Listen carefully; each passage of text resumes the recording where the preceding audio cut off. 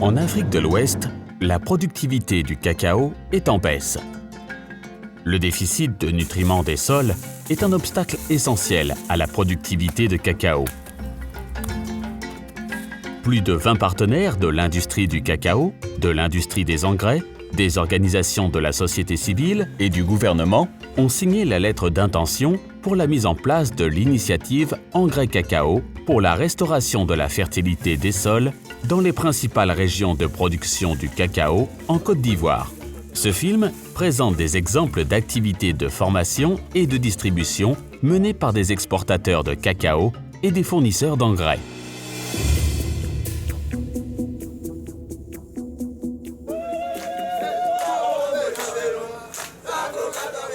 Toutes les entreprises qui travaillent directement avec les coopératives et producteurs veulent faire en sorte que l'engrais soit distribué uniquement aux producteurs qui ont reçu une formation suffisante sur l'utilisation de l'engrais.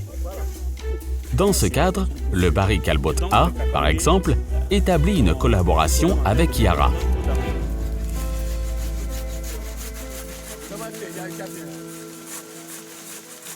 Yara nous appuie dans la formation des formateurs, des producteurs et des producteurs eux-mêmes. Première chose, comment est-ce que utiliser les intrants agricoles et à quel moment il faut les utiliser. Deuxième chose, quels sont les travaux préparatoires à faire avant l'utilisation des intrants, notamment les engrais. Parce que l'engrais nécessite un investissement vraiment important. Et donc le producteur, nous voulons nous assurer qu'il a vraiment balisé tout ce qui est activité pour pouvoir plus tard avoir un retour sur investissement. Nous sommes sur une parcelle de démonstration où nous appliquons nos différents types d'engrais, le Super KO et le Nitrabor. En plus de ces applications d'engrais, nous faisons la formation des producteurs. Sur cette parcelle, c'est une application que nous faisons, une formation conjointe. C'est-à-dire qu'avec l'agent le technicien Barrick Albot qui couvre la zone, nous faisons des formations conjointes. Notre motivation est que sans l'engrais, nous avons des rendements qui ne sont pas grands.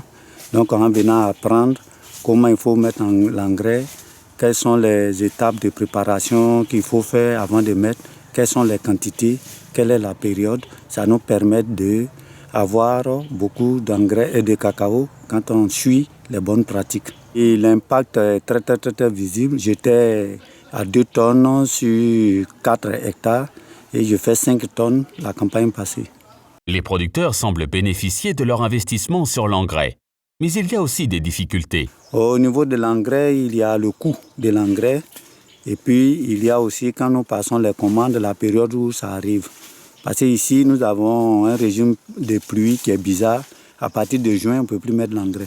Il y a trop d'eau dans le sol. Donc, c'est à partir du mois d'avril qui nous arrange, ici à San Pedro, précisément à Gabiaï. Argile et LDC ont développé un outil de formation sur la fertilité des sols et l'application d'engrais. Au niveau de l'engrais, LDC est en charge d'animer les formations pendant les Demo Days. Au cours de ces formations, l'accent est mis sur comment utiliser l'engrais et quelles sont les conditions pour l'utilisation de l'engrais et qui répond aux critères pour pouvoir utiliser l'engrais. Et ils ont comme outil de formation le manuel, la boîte à outils que l'on a conçu, qui a été validé. Vous voyez ça, non? NPK 02319. On a envoyé ça.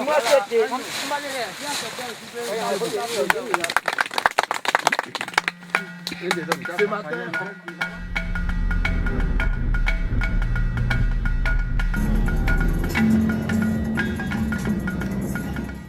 Une fois que les producteurs sont formés, certains seront intéressés à acheter les engrais.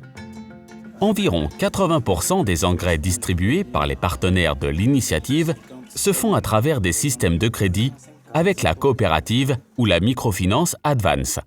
Nous formons réellement les dirigeants des coopératives sur réellement le crédit, la notion de gestion du crédit. Ceux qui bancarisent les producteurs ouvrent des comptes épargne chez nous sur lesquels réellement le producteur dépose sur ses livraisons de l'épargne pour couvrir réellement son crédit. Par contre, il y a des coopératives comme celle que nous venons de visiter qui gèrent réellement l'épargne directement et qui gère directement le crédit avec son producteur.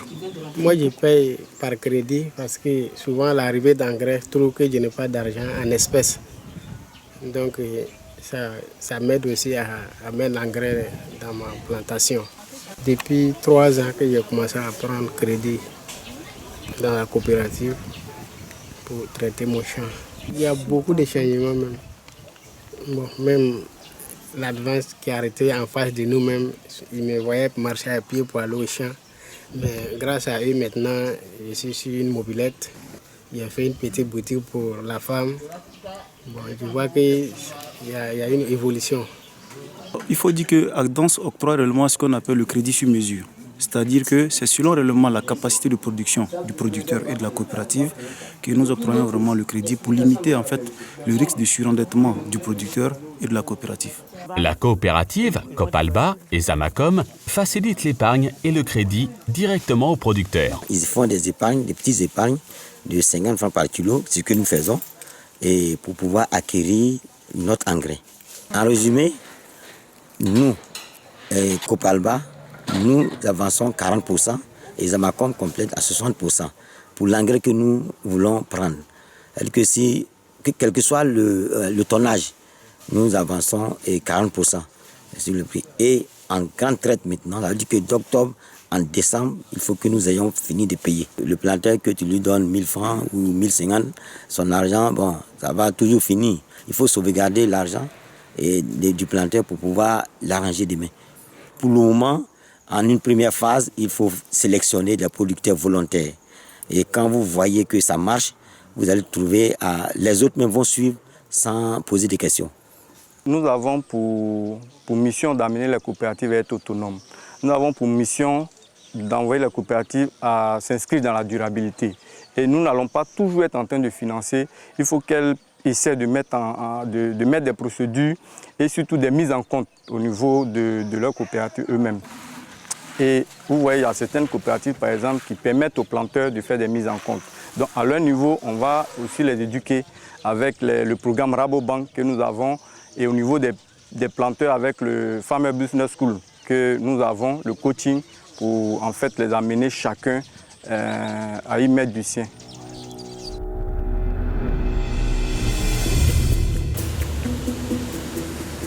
Il existe différentes façons d'organiser la distribution des engrais. Un représentant de LDC explique le modèle Cargill LDC. Aussi c'est simple.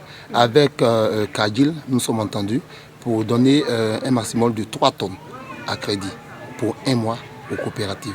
Vous voyez, 3 tonnes à crédit, c'est pour permettre à certaines coopératives qui n'ont pas la liquidité de pouvoir effectivement avoir de l'engrais et aider leurs planteurs. Cargill nous envoie un bon de commande déposé par la coopérative. C'est à travers ce bon de commande que nous savions qu'il y a une coopérative Cargill qui a besoin de l'engrais NPK 02319 fabriqué par LDC. En ce moment, la coopérative peut aller prendre son engrais soit sur le site de Cargill, le site de Cargill à Daloa ou dans nos entrepôts à Yamoussoukro ou à San Pedro. La coopérative COP-ASM, qui travaille avec Advance, donne un autre exemple. L'engrais, ça vient de San Pedro, précisément de LDC. Et on stocke ça dans un autre magasin non loin d'ici. On fait le déchargement du cacao et puis on charge l'engrais pour revenir au magasin. C'est nous-mêmes qui faisons le transport. Le transport, on prend ça à partir de San Pedro. On récupère les engrais à San Pedro et on achemine ça au magasin ici. Aussi, Barikaibo et Yara collaborent pour la distribution d'engrais. Dans le cadre de ce projet-là, Yara est notre fournisseur exclusif d'engrais. C'est avec Yara que Barikaibo a contracté, d'abord à cause du coût raisonnable négocié par Barikaibo, et puis à cause de l'expertise de Yara. Par la suite, au niveau de la distribution, Yara nous appuie dans le transport de l'engrais d'Abidjan aux différents points de distribution qui sont les sièges des coopératives.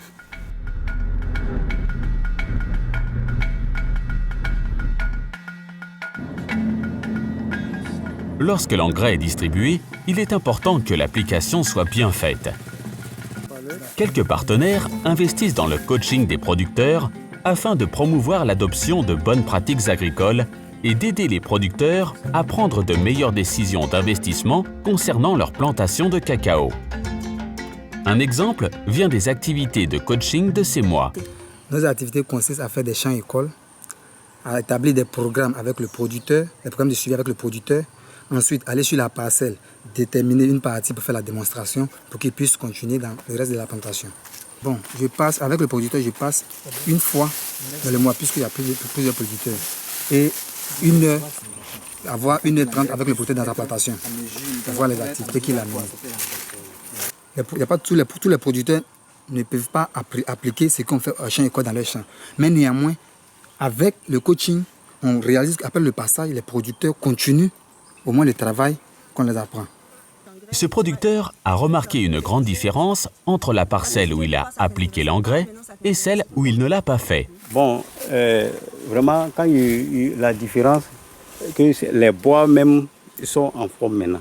Voilà, je vois les pieds où j'ai mis là, et puis les autres là, c'est pas la même chose. Les feuillages. Bon, vous avez vu, il y a eu trop de soleil, hein, mais on n'a pas senti trop ce soleil là. Voilà. Ce côté-là n'a pas reçu engrais, vous voyez. Vraiment, c'est dégradé. Voilà. Mais où qui a reçu en bas, c'est bien frais, donc le cacaoyer est résistant. On a constaté que les champs-écoles touchent un large public en termes de participation, mais en termes d'adoption des pratiques, il y avait quand même un travail complémentaire à faire. Donc on s'est rendu compte qu'en plus des champs-écoles, apporter aux planteurs un suivi individualisé permettrait d'avoir de meilleurs résultats. Le coaching a permis une bonne utilisation de l'engrais. C'est-à-dire que les plantations qui en avaient besoin et qui étaient prêtes à le recevoir l'ont eu un accès facilité à l'engrais. Les plantations qui n'en avaient pas besoin ou qui n'étaient pas prêtes en l'état à recevoir de l'engrais, on a plutôt insisté sur les activités préparatrices, c'est-à-dire les plantations qui sont très vieilles, dans lesquelles l'engrais n'apporterait pas quelque chose tout de suite. On a plutôt incité le planteur à réinvestir plutôt dans la réhabilitation ou la replantation avant de passer à la phase d'épandage d'engrais.